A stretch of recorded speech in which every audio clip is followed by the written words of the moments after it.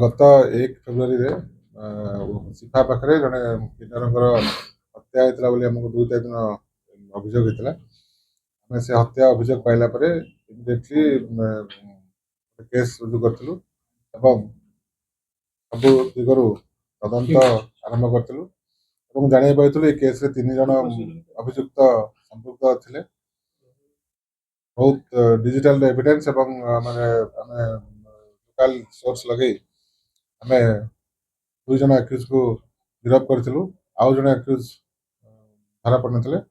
ଗତକାଲି ଆମେ ତାଙ୍କୁ ରାମଚଣ୍ଡୀ ପାଖରୁ ଗିରଫ କରିଛୁ। ତାଙ୍କ ନାଁ ହେଉଛି ଛବିନ ଆଲିଆସ୍ ମୁନା କାଣ୍ଡି ଏବଂ ସେ ହେଉଛନ୍ତି ତୃତୀୟ ଅଭିଯୁକ୍ତ। ଗିରଫ କରାଯାଇଛି, ଆଜି କୋର୍ଟ ଚାଲାଣ କରାଯିବ।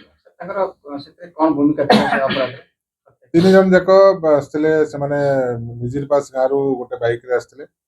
ଆସିକିରି ତାଙ୍କର ମେନ୍ ଉଦ୍ଦେଶ୍ୟ ଥିଲା ଛିନତେଇ ଉଦ୍ଦେଶ୍ୟ ଥିଲା। ଛିନତେଇ କଲାବେଳେ ତାଙ୍କର ଗୋଟେ ଧସ୍ତାଧସ୍ତି ହେଇଛି ଏବଂ ତା ଭିତରେ ସେମାନେ ତାଙ୍କୁ ଷ୍ଟାବିଂ କରିଛନ୍ତି।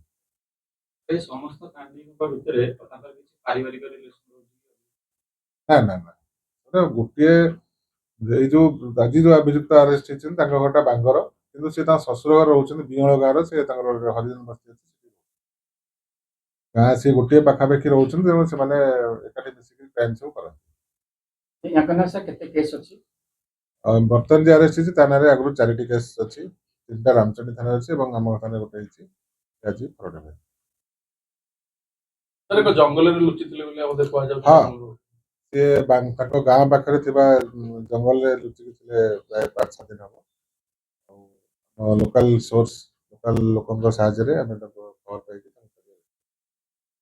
ଆଗକୁ ଆଉ କିଏ ଅଛନ୍ତି? ନାଇଁ, କେସ୍ରେ 3 ଜଣ ଥିଲେ ଏବଂ 3 ଜଣ ଯାକ ଆରେଷ୍ଟ ହେଇଗଲେ। ଆଜି ଆମେ ତୃତୀୟ ଅଭିଯୁକ୍ତକୁ କୋର୍ଟ ଚାଲାଣ କରୁଛୁ। ମୁଖ୍ୟ ଅଭିଯୁକ୍ତ 3 ଜଣ ଯାକ ତ ମୁଖ୍ୟ ଅଭିଯୁକ୍ତ କହିବା, କାହାକୁ ମୁଖ୍ୟ କହିବା ସେମିତି 3 ଜଣ ଯାକ ସମ୍ପୃକ୍ତ ଅଛନ୍ତି ମର୍ଡରରେ। ଯୋଉ ବ୍ୟାଗ ଧରିଥିଲେ